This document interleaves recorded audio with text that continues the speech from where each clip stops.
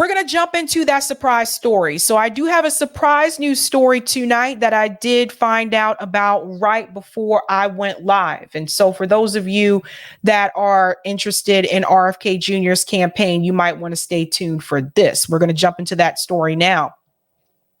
So I was just minding my own business, just scrolling through in a bit, and I saw this tweet from Brianna Joy Gray. And so I had to look at the article and skim through it really quick before I went live. And I was like, holy smokes.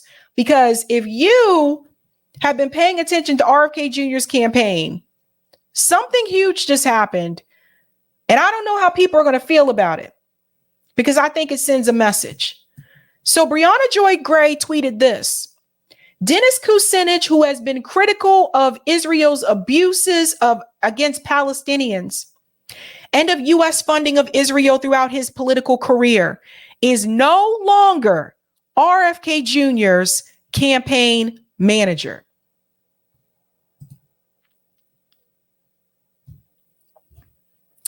I'll give everyone a second to grab some popcorn, tea, a beer, because we're going to get into the thick of it. We're going to get into the thick of it. She went on to say RFK's daughter-in-law, a former CIA officer, is replacing him. I can't make this up. There's the headline. Let's get into the article. Woo!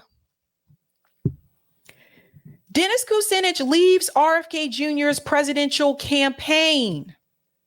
In a shakeup just days after announcing his independent bid, RFK Jr. replaced his campaign manager, Dennis Kucinich, with his daughter-in-law.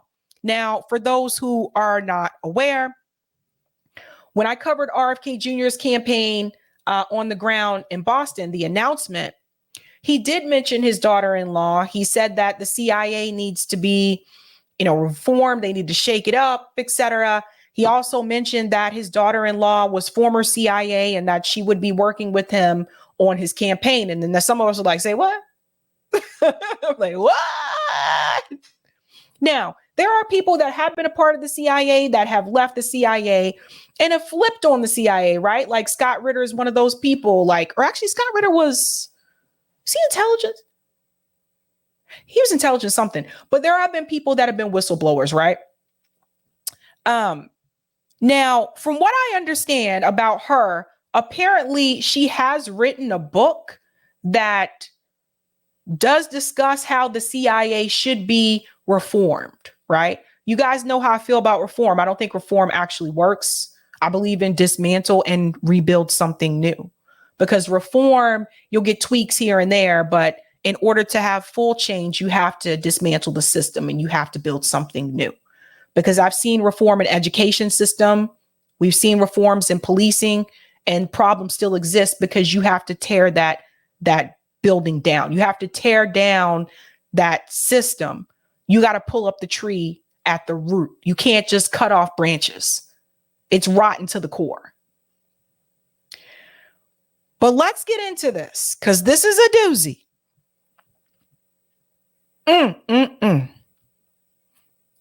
Dennis Kucinich left his post as the presidential campaign manager for RFK Jr.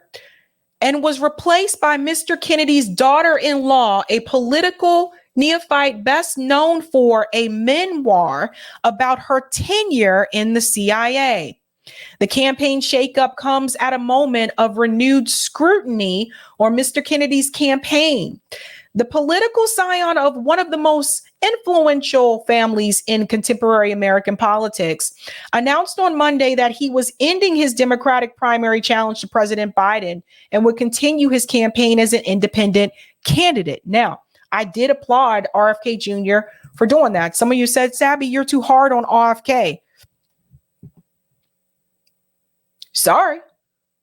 I don't know what you want me to say, but I did applaud him for making that move to independent. Mr. Kucinich's departure came a surprise, even to Mr. Kennedy's press secretary, who was informed of it on Friday afternoon by a New York Times reporter. In a subsequent news release, Mr. Kennedy said his campaign had benefited enormously from the political experience of Dennis Kucinich. Mr. Kucinich was not quoted in the release. So if it was a surprise to the press secretary, that makes you wonder what happened behind the scenes. Now I'm just going to make a guess. We all know what RFK Jr. has been saying in reference to this conflict between Israel and Palestine. We know that he said he stands with Israel. He's friends with Rabbi Shmuley. He's also said some pretty damning things about Palestinians, calling them terrorists, and we've heard it.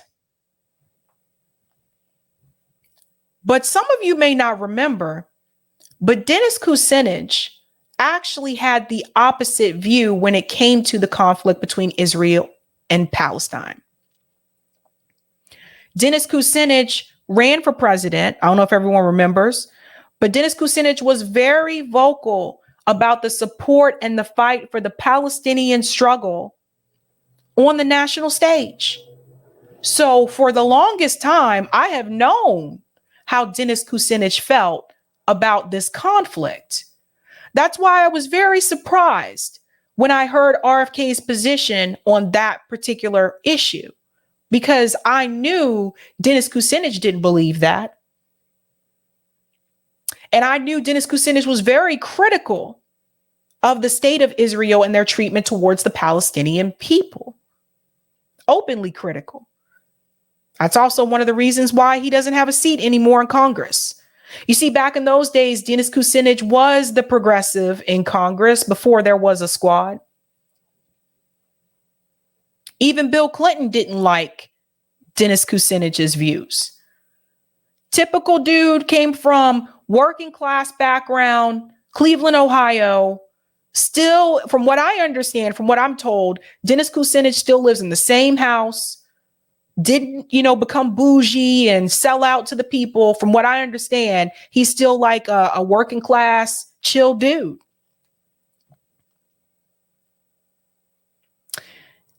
And Dennis Kucinich, that back then, especially during that time, was considered problematic, not just in Congress, but to Bill Clinton as well. They were so tired of Dennis Kucinich's positions in reference to the people, the American people and the working class people, that they decided just to redraw his district one day so that he didn't have one. That was how they got him out of Congress, because his constituents obviously loved Dennis Kucinich. Democrats do that. People say it's just Republicans that participate in gerrymandering, redrawing districts. Democratic Party does it too. So that's how they got him out. Let's continue. Mr. Kennedy's new campaign manager is Amaryllis Fox Kennedy, a former CIA agent, memoirist, and documentarian who in 2018 married Mr. Kennedy's son, Robert F. Kennedy III. Amaryllis is a woman of extraordinary intelligence and drive who I'm confident will take this campaign to the next level, Mr. Kennedy said in the news release. Ms. Kennedy has already been on the campaign payroll, according to the campaign's financial report covering the 3-month period ending September 30th, which was filed with the FEC on Friday. Ms. Kennedy's social media is a hodgepodge of condemnations of American support for and involvement in overseas wars, along with her critical reporting about the country's fight to eradicate illegal drugs. She also posted a eulogy of her family's parrot, Toots. She revealed little about her prior involvement in Mr. Kennedy's presidential campaign beyond a July Instagram post urging followers to watch a 35-minute speech of his. Mr. Kucinich, a former Democratic congressman who twice ran for president himself, has been with Mr. Kennedy a leading jab skeptic and a purveyor of conspiracy theories since he began his run for office in April. He introduced Mr. Kennedy at the Philadelphia rally where Mr. Kennedy announced his independent bid. So that is something else I want to bring up. He was present at the rally in Philadelphia, which was October 9th, a couple days ago. Dennis Kucinich was present there at that RFK rally. So this split is very recent. So I wonder what happened after that rally. Mr. Kucinich confirmed in a brief interview on Friday afternoon, before the campaign release came out, that he was no longer Mr. Kennedy's campaign manager. He said that he would not discuss any internal communications of the campaign. And that right there lets me know, I really believe, if I had to make a guess, I really believe the fallout is probably over the Israel-Palestine issue. Because what you have to understand, even when he signed on to be RFK Jr.'s campaign manager, and even after those interviews that RFK's had where he's had those horrible talking points in reference to this particular conflict, they were not at war. This was all before the attack from Hamas. This is all before, the airstrikes from Israel. Now it's a different ballgame. And I sincerely wonder if maybe Dennis Kucinich sat back and he said, wait a minute, guy, you do realize that the Palestinians in Gaza are basically trapped. Egypt won't let them come in. They said they can't take 2 million people in. Also, I would argue that Egypt knows that what Israel's trying to do, that they want them out of there. So they have nowhere to go. Now the stakes are higher. And I had wondered for quite some time, how long is Dennis Kucinich going to stand there and be a part of this campaign while RFK Jr. is making these talking points that he's making? Because I knew Dennis Kucinich didn't feel that way and didn't believe that. Not saying you got to agree with every single thing, but that particular issue is a big one. And RFK Jr. has been going on to multiple shows telling a lot of lies about the history of the conflict, about Palestinian people, smearing Palestinians, getting very little pushback from what I can see. And I think the first time I really realized it was the Glenn Greenwald interview. And I was like, whoa, what is up with this guy? And Glenn really was trying to push him and like, what do you mean? So I wondered how long Dennis Kucinich would stick around. But now they're at war. And I am seeing people split over this. I'm seeing people have friendships end over this conflict. It goes on to say, in the message to campaign staff members sent earlier on Friday, Mr. Kucinich praised the work of the powerful team that was ready to take the campaign in a new direction. He added that patriotic goal is within sight, and I urge each of you to hold fast. And I don't think Dennis Kucinich is the type of person to spill the beans, He's not a TMZ kind of dude, I don't think. I don't think he is. I don't think he's the type of person to say, look, I was a part of this campaign and let me tell you what really went down. I don't think he is that way. But what was surprising to me is that if the press secretary didn't know about it, it makes you wonder if Dennis left on his own. Because it could be either way. It says Dennis Kucinich leaves, but it also says that RFK Jr. appointed his daughter-in-law, who's former CIA, as the campaign manager. So it could have also been that RFK said, I think she'll be better for the job. We don't know for sure, right? But I'm going to make a guess and say maybe Dennis was the one that made the decision. Now, if Dennis was the one that made the decision, I think this particular interview here could have been the reason why. Let me go to this link here. Now I know I've shown this before, but like I said, this story was kind of tossed in last minute because I saw it go live and I was like, what? But I want to show this again because I wonder, this interview was this week. It was October 10th and I posted it the same day. And I wonder if this is what did it. Listen to this. All of us saw the videos on social media of children in cages in Gaza, of Jewish bodies, of a teenage girl being abused in front of a crowd and people cheering, of bodies being paraded around in trucks. So to say that Israel is at fault for that is just perverse. And then if you look at the history of the region, anybody who believes that narrative, which is a propaganda narrative, should go look at Prince Bandar bin Sultan's speech in 2020. He was a great champion. He was the head of the Saudi intelligence. He was at all the peace negotiations. He's a huge champion, lifelong champion of the Palestinian people. And what he said again and again, the Palestinians have been betrayed by their leadership. Yasser Arafat died a billionaire. Mahmoud Abbas, the current leader of the Palestinian Authority, is a billionaire. His sons are 100 millionaires. They keep their people in poverty. Again and again, the Israelis have offered peace on extremely generous terms. The Ehud Barak and this is a lie, and I'm going to show you in just a second. 2000 offered again and again. 1937, 1947, 2000, the Israelis have wanted to trade peace for land.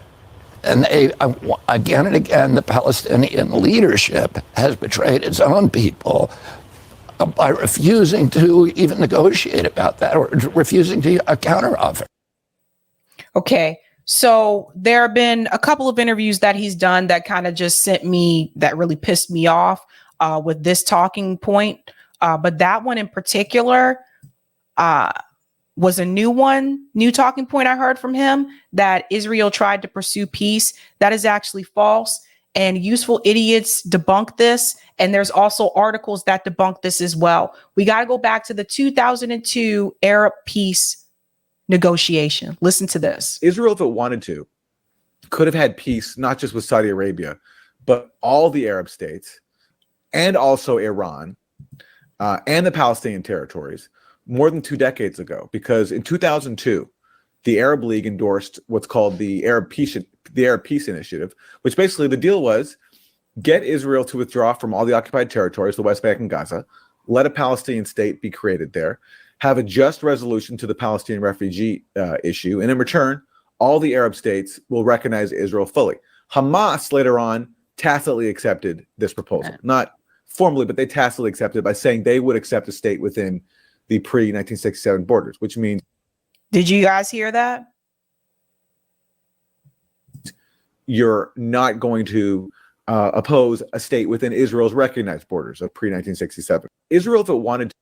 So, and I looked that up and I had, Eric had the article on here. We showed it on another show, but we went through the article that explained what that peace initiative was. This could have been handled back in 2002 if they really wanted peace. I've interviewed multiple people on this topic. I've interviewed Miko Palid. I just interviewed Kim Iverson about this topic as well. That's a pretty deep interview. And if you want to hear more about the history of how things started, Kim and I got into that today. So she's really knowledgeable about it as well. I'm interviewing Katie Halper next week. So I've talked to a number of people about this particular issue.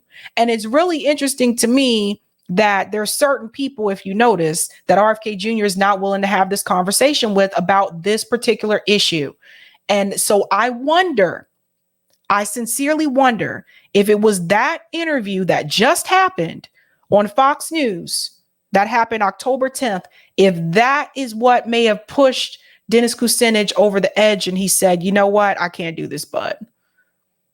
If you're going to be going on to all these different shows, spewing these talking points, I can't rock with you no more, bud.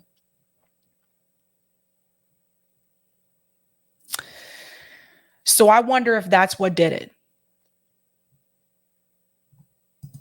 Hugo said he never went on Max Blumenthal's channel. Nope. He didn't go on Useful Idiots either. These are just things that, again, we got to pay attention to. But again, breaking news, Dennis Kucinich has officially left RFK Jr.'s campaign, and his new campaign manager is his daughter-in-law, who is a former CIA. Honey, when I tell you that 2024 is going to be wild, believe me, 2024 is going to be wild.